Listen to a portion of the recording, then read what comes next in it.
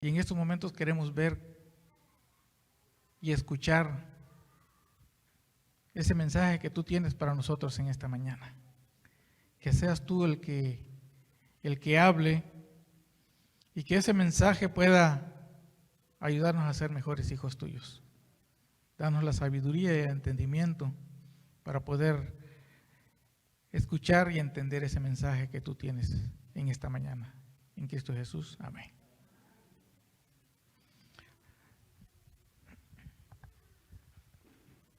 Vamos a leer desde el versículo 1 hasta el versículo 12.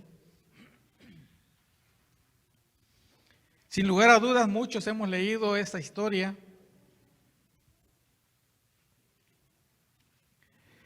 Pero yo quiero decirles en esta mañana que esa historia tiene mensajes bien específicos para cada uno de nosotros en esta mañana. Y espero que ese mensaje, tal vez un poco fuerte, tal vez un poco directo, cuando se aplica a la vida de cada uno de nosotros, pero que ese mensaje, si es como una gotita de alcohol en una herida, que sea para sanidad, que no solamente duela un momento, sino que pueda restaurar, sino que pueda hacer el trabajo que Dios quiere que haga en nuestras vidas. Entonces, empezamos a leer San Juan capítulo 9, versículo 1 hasta el 12. Al pasar Jesús vio a un hombre ciego de nacimiento y le preguntaron sus discípulos diciendo: Rabí, ¿quién pecó, este o sus padres, para que haya nacido ciego? Respondió Jesús: no es que pecó este ni sus padres, sino para que las obras de Dios se manifiesten en él. Mas es necesario hacer las obras del que me envió, entre tanto que el día dura. La noche viene cuando nadie puede trabajar. Entre tanto que yo estoy en el mundo, luz soy del mundo. Dicho esto, escupió en tierra e hizo lodo con la saliva y untó con el lodo los ojos del ciego. Y le dijo: ve a lavarte en el estanque de Siloé. Fue entonces y se lavó y regresó viendo. Entonces los vecinos y los que antes le habían visto que era ciego decían: ¿no es este el que se sentaba y mendigaba? Unos decían: él es. Y otros: a él se parece. Pero él les decía: yo soy. Y le dijeron: ¿cómo te fueron abiertos los ojos? Respondió él y dijo: aquel hombre que se llama Jesús hizo lodo, me untó los ojos y me dijo: ve al Siloé y lávate. Y fui y me lavé y recibí la vista. Entonces le dijeron: ¿dónde está él? Él dijo: no sé.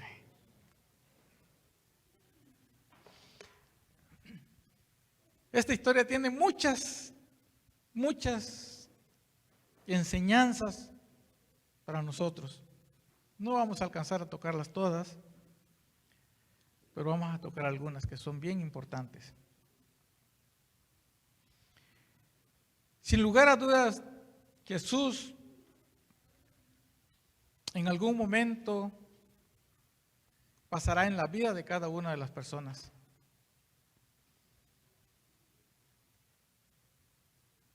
Tal vez en algunas Jesús empiece a pasar hoy. Tal vez en algunas vidas de las personas Jesús ha estado pasando hace muchos años. Tal vez Jesús ha pasado o está pasando y nosotros no lo hemos percibido. Pero lo más importante de todo es de que Jesús en algún momento pasará en la vida del ser humano. Y cuando Jesús pasa en la vida de un ser humano, no pasa desapercibido. Si Jesús pasa por la vida de un ser humano, es porque tiene un propósito. Y Él quiere realizar ese propósito en la vida de cada ser humano. Pero yo quiero decirles en esta mañana que aunque Jesús tenga el propósito más hermoso, el propósito más extraordinario para la vida de cada uno de nosotros, ese propósito no se hará una realidad en nuestras vidas, al menos que nosotros se lo permitamos. Si nosotros no permitimos que Jesús realice ese propósito en nuestras vidas, nunca se hará una realidad. Por eso digo que Jesús puede estar pasando en nuestra vida hace muchos años, tratando de realizar ese milagro y ese propósito en nuestras vidas que aún no se ha realizado.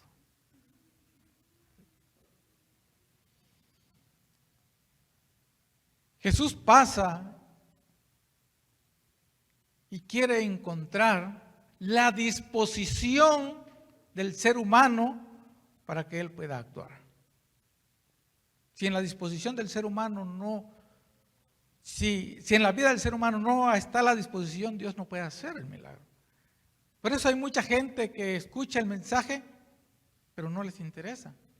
Hay mucha gente en el mundo que ha escuchado de la palabra de Dios, pero sigue estando en el mismo lugar. No es de que Dios no quiera realizar el propósito de ellos en su vida, sino que ellos no le han permitido que Dios trabaje en sus vidas. Si nosotros vamos por el mundo y preguntamos, mucha gente, sobre todo en este país o en nuestros países, que son países llamados casi 100% cristianos, que una minoría tal vez no conoce o tal vez son ateos, pero la mayoría en algún momento de su vida han escuchado el mensaje de Dios. Pero ¿cuántos han recibido ese mensaje? ¿Cuántos han abierto su corazón o han estado dispuestos para que Jesús haga el milagro en la vida de esas personas? Aquí en esta historia encontramos un mensaje bien importante.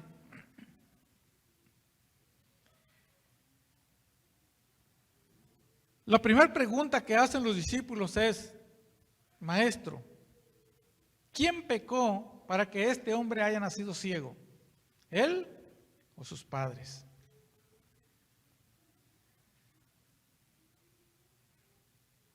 ¿Por qué los discípulos hicieron esa pregunta?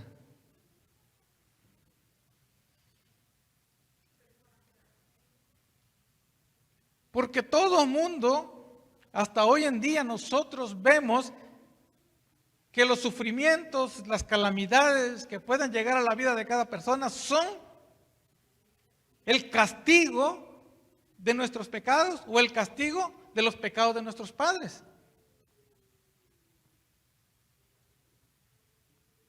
Esa idea tenían ellos. Y esa idea no era nueva en ese entonces, ni es nueva hoy en día, sino que esa historia siempre se ha repetido a través de los años. Cuando nosotros nos remontamos a la historia de Job, yo sé que ustedes no vamos a ir porque el tiempo no nos alcanzaría, pero yo sé que hemos leído la historia de Job. Job era un hombre temeroso de Dios, que le llegó la calamidad. No solamente tuvo problemas familiares, no solamente tuvo problemas económicos, sino que también tuvo problemas físicos. Pero todo lo que Job estuvo recibiendo, ¿era por causa de su pecado? ¿Era por causa de su desobediencia? ¿Era por causa de los errores en las decisiones que él haya tomado? Cuando nosotros vemos la historia allí, más adelantito, dice que Jesús le dijo, no es que éste haya pecado, ni es de que sus padres hayan pecado, sino que él nació ciego para que las obras de Dios se realizaran en su vida. ¿Para qué Job recibió todas esas calamidades? Para que la obra de Dios se manifestara en la vida de Job. Es cierto que nosotros vivimos en un mundo de pecado, en un mundo de maldad, donde el enemigo constantemente está acechándonos y quiere la calamidad para cada uno de nosotros. Pero de una cosa estamos seguros, Dios nos ha asegurado la victoria, así como le dio la victoria a Job y le restauró y le dio el doble. ¿Por qué? Porque se cumplió el propósito que Dios tenía para la vida de Job. Entonces, hermanos, ¿por qué decimos que la mentalidad del ser humano la relaciona con el pecado? Miren, hermanos, cuando Job estaba sufriendo las calamidades, llegaron 3 amigos, sus mejores amigos. Cuando sus amigos llegaron ante Job, lo primero que le dijeron fue: tú seguramente tienes un pecado encubierto que te está trayendo toda esta calamidad. Y los amigos, en lugar de llegar y reconfortar a Job, empezaron a reprocharle, diciéndole que de él debía de confesar su pecado para que Dios pudiera restaurarle. Su esposa misma le dijo: ¿por qué no maldices a tu Dios y te mueres?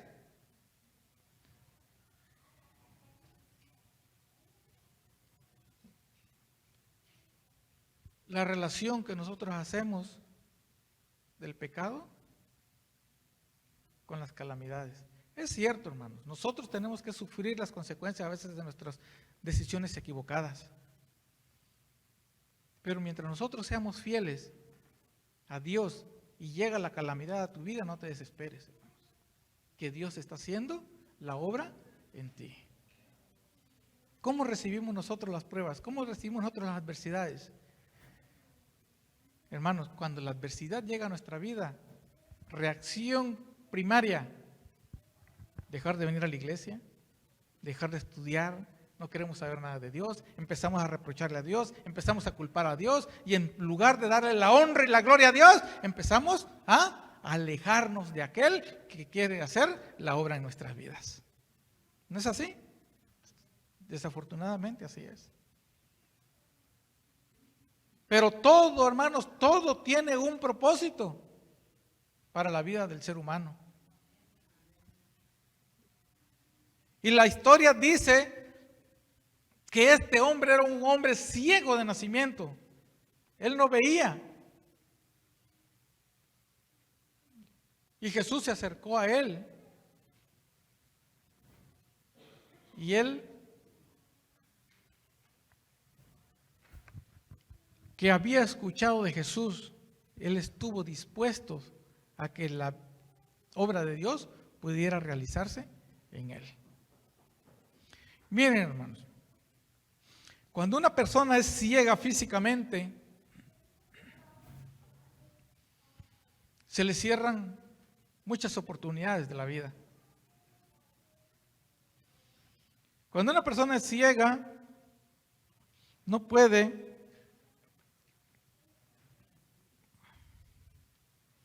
valerse por sí misma.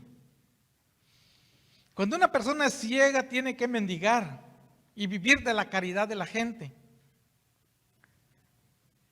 Cuando una persona es ciega, es víctima del destructor y no le queda otra más que sufrir las consecuencias del fracaso del ser humano. Dios creó al hombre perfecto y para que fuera feliz, pero el enemigo ha venido a sembrar cizaña en la vida del ser humano. Y eso es lo que trae al ser humano: dolor, tristeza, sufrimiento, enfermedades y al final de cuentas, la muerte. Cuando una persona es ciega, su vida es truncada porque no puede ser desarrollada normalmente como una persona normal y vive de una manera limitada. Los sueños de realización en la vida profesional, en la vida familiar o en todos los aspectos, se ve truncada.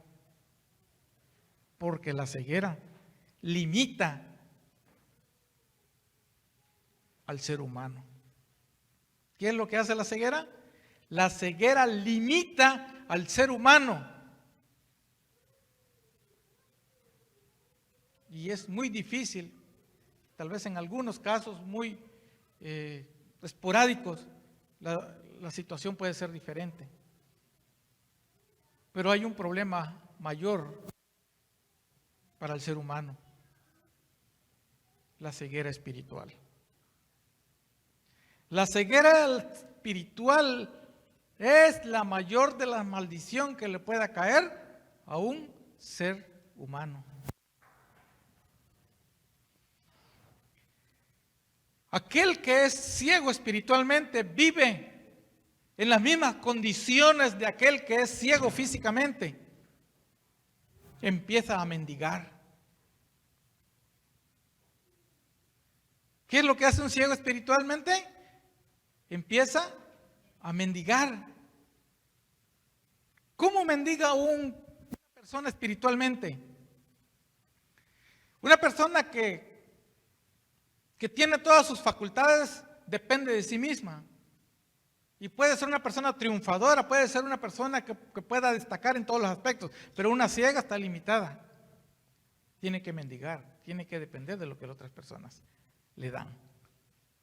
Una persona que está ciega espiritualmente es aquella persona que no se vale por sí misma para poder salir adelante. Y cuando hablo de una persona que pueda valerse de sí mismo para salir adelante y crecer en la vida espiritual y dejar de ser ciego espiritualmente, es, hermanos, dice que la palabra de Dios es luz, la palabra de Dios es la verdad, la palabra de Dios es el camino, y nosotros encontramos la guía para nuestra vida. ¿En dónde? En la palabra de Dios. Cuando nosotros no hacemos uso de esto, nosotros vivimos una ceguera espiritual.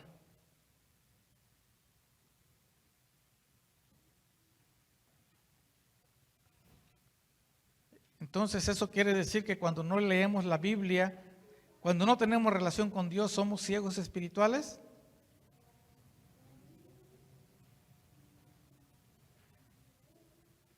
Yo creo que sí.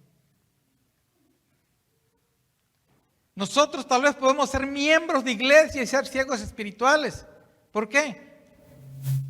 Porque nos conformamos y venimos a mendigar únicamente lo que el predicador o lo que el pastor o lo que los maestros enseñan, pero durante los demás días de la semana, cuando no venimos a la iglesia,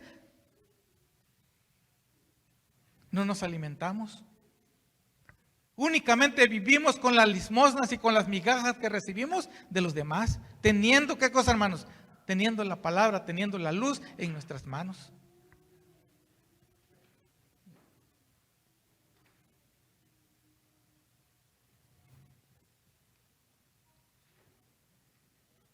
Podemos nosotros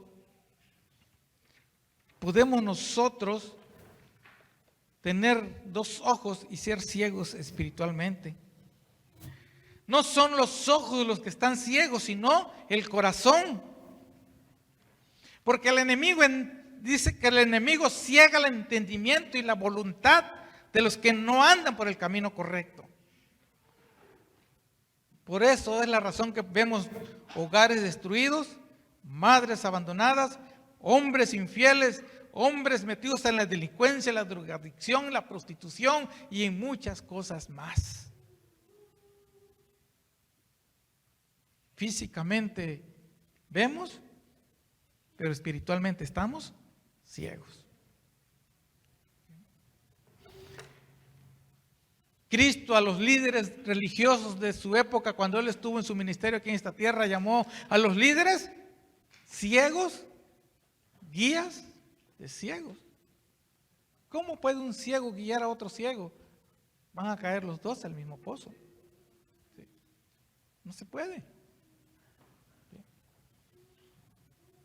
¿Ellos eran ciegos físicamente? No, eran ciegos espiritualmente. Tenían el conocimiento de la palabra de Dios, pero no la vivían. El enemigo les había truncado la victoria espiritual y vivían como ciegos.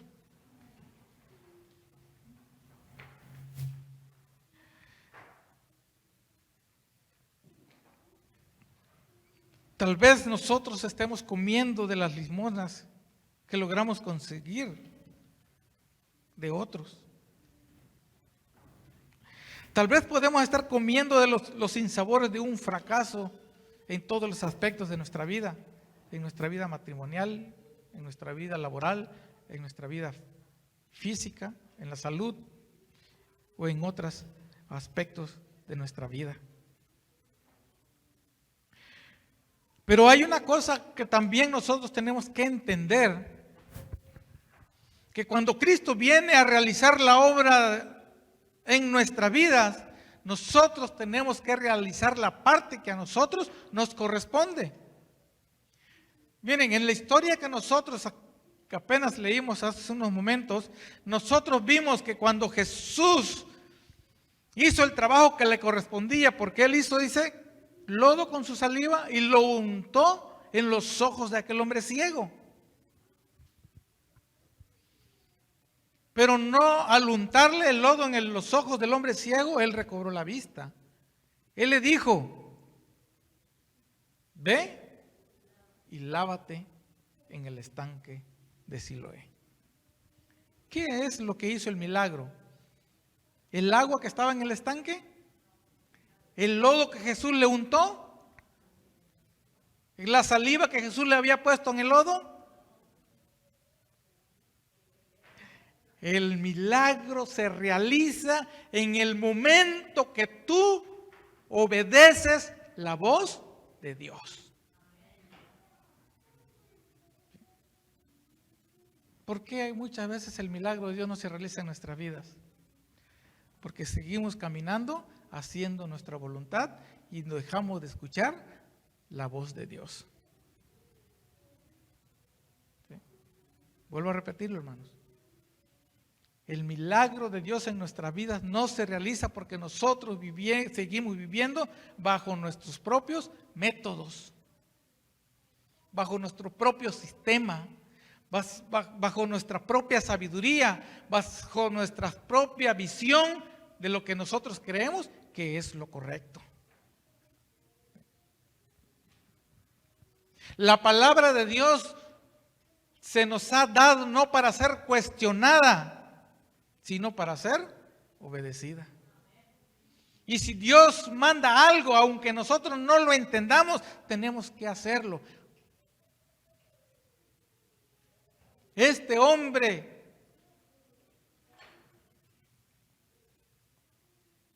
sin decir una palabra fue y se lavó en el estanque. Y dice que cuando él regresó, se lavó y recobró la vista, él regresó a Jesús viendo. El milagro se había realizado en la vida de él. ¿Saben, hermanos, por qué a nosotros nos cuesta mucho testificar de lo que Dios ha hecho en nuestras vidas? ¿Por qué nosotros no podemos ir a contarle al mundo de lo extraordinario que es Dios? ¿Por qué muchas veces no podemos decirle al mundo de lo que Él puede hacer en la vida del ser humano? Porque Dios puede transformar la vida de aún del caso más complicado o del caso más imposible. Porque no podemos testificar de lo que no hemos experimentado, hermanos. Nosotros tenemos que experimentarlo para poder ir y compartirlo. Tal vez la obra de Dios no se ha realizado en nuestras propias vidas. Por eso nosotros no tenemos la suficiente autoridad para poder decir, Dios ha hecho esto conmigo.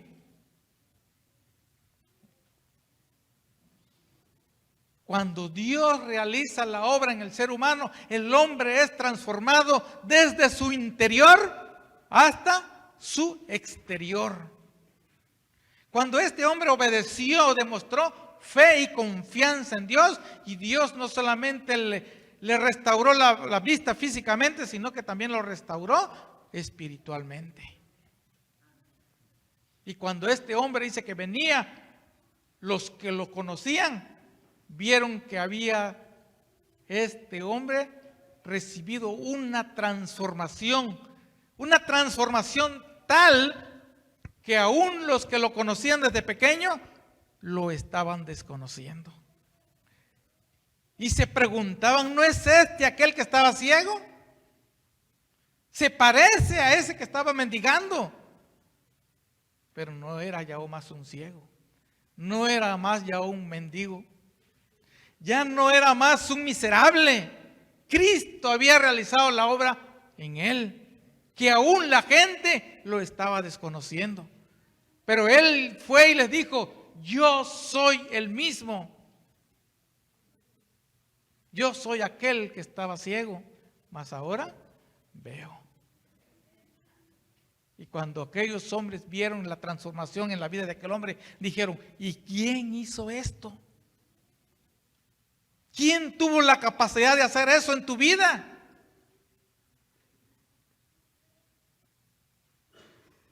Hermanos, cuando Dios transforma la vida del ser humano, otros vendrán solamente, hermanos, tal vez por curiosidad, porque verán un cambio en nuestras vidas.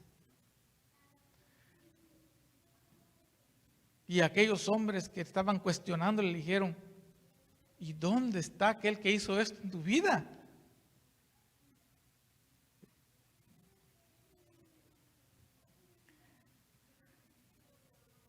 La pregunta en esta mañana es, hermanos,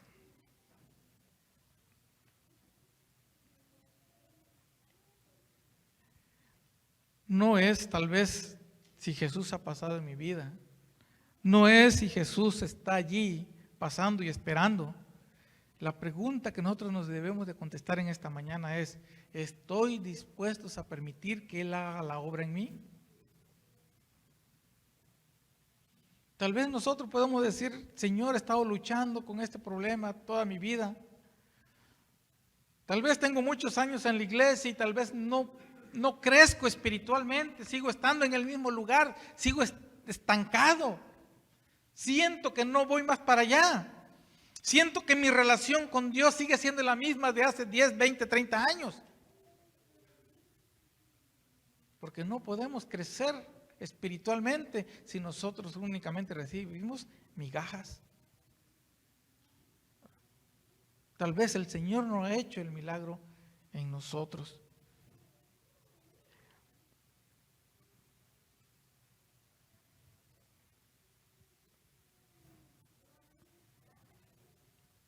Dios ha realizado la parte que le corresponde. Hoy tú tienes que hacer la parte que a ti te corresponde. Dios hizo su parte con el ciego y el ciego al irse a lavarse hizo la parte que le correspondía. Y al unirse las dos partes se realizó el milagro y el hombre regresó viendo. En el asunto de la salvación es la misma ecuación.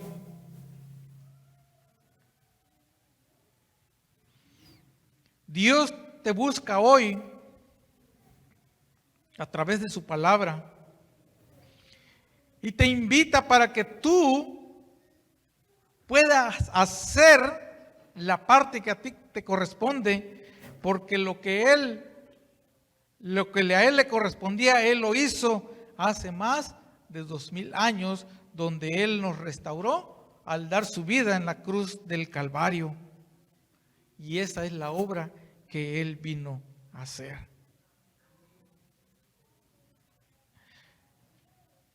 Ahora, lo que nosotros tenemos que hacer es ir y lavarnos en el estanque de Siloé.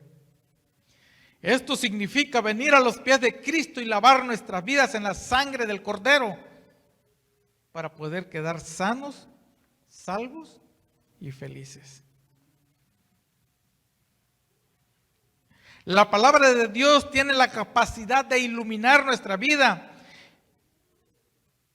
y hacer de nuestra vida una vida de éxito en esta tierra, y cuando Cristo venga completará la obra y seremos transformados en un abrir y cerrar de ojos, y así estaremos para siempre con el Señor.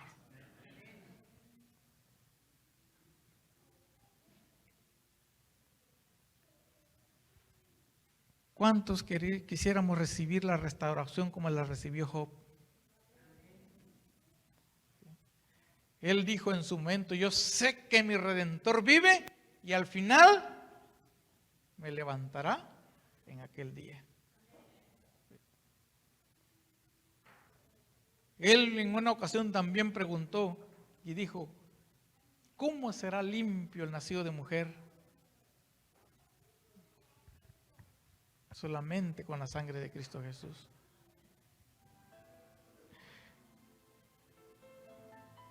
Sin lugar a dudas, todos tendremos la oportunidad de conocer a Job. Pero mientras él mantuvo su fidelidad a Dios, él recibió el doble de lo que tenía.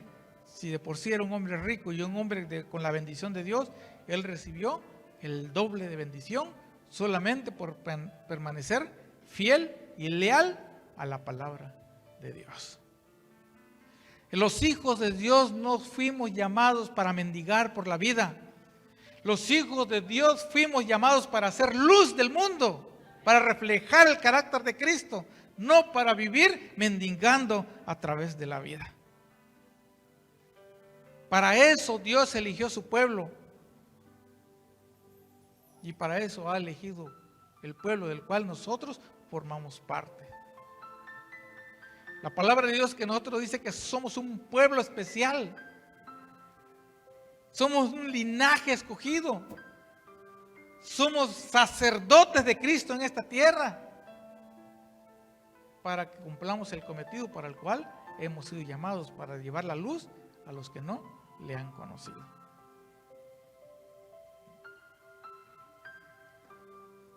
Nuestra vida es una vida llena de luz o seguimos viviendo en la oscuridad de la ceguera. Que el Señor nos ayude en esta mañana a tomar las mejores decisiones para que el milagro y el objetivo por el cual el Señor nos ha llamado pueda ser una realidad en la vida de cada uno de nosotros. Nadie puede hacer el trabajo que a ti y a mí nos corresponde. Yo no puedo culpar a mi esposa o a mi esposo, al pastor, a los líderes de la iglesia. No, hermanos. La salvación y la lucha es individual. Nosotros los líderes, los pastores fallan y si nosotros fijamos nuestra mirada en ellos, sin lugar a duda, también vamos a terminar fallando. Tenemos que poner los ojos en el autor y consumador de la fe. Él es el único que puede darnos la victoria. Los demás, hermanos, nosotros los demás estamos propensos a fallar. Que el Señor los bendiga, hermanos, y que Él nos ayude a ser fiel hasta que Cristo venga.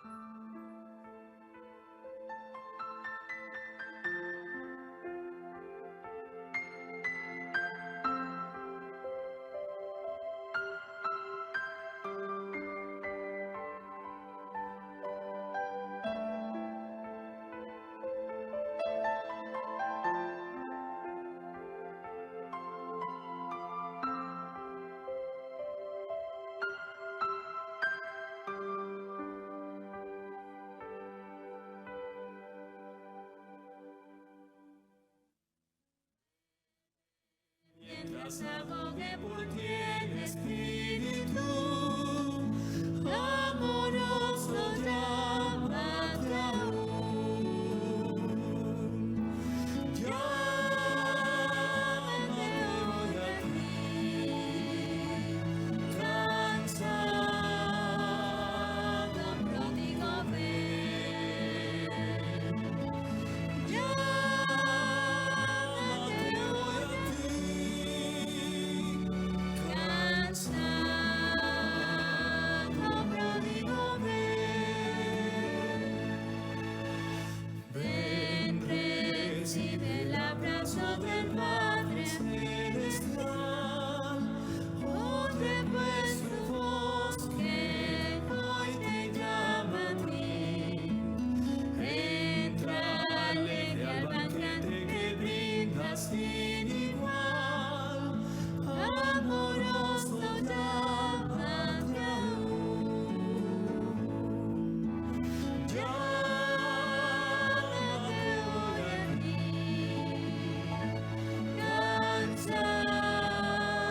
cansado pródigo ven. Llámate hoy aquí, cansado pródigo ven. Amén. Oramos. Gracias te damos, Señor, en esta mañana por tu palabra, por tu mensaje y también por la oportunidad que nos das constantemente de aceptar tu voluntad. Señor, queremos que en nuestra vida se cumpla el propósito que tú tienes para cada uno de nosotros. Si hemos sido negligentes, si hemos sido incrédulos, si no hemos confiado plenamente en ti, Señor, te rogamos que nos perdones y que nos ayudes, Señor, a tener la fe para poder obedecer tu voz. Bendice de manera muy especial a cada uno de tus hijos en esta mañana y el que al salir de este lugar podamos ir con tu bendición. Gracias, Señor, porque nos amas incondicionalmente y porque tu amor se manifiesta en todos los aspectos de nuestra vida. Lo agradecemos y pedimos todo en Cristo Jesús. Amén.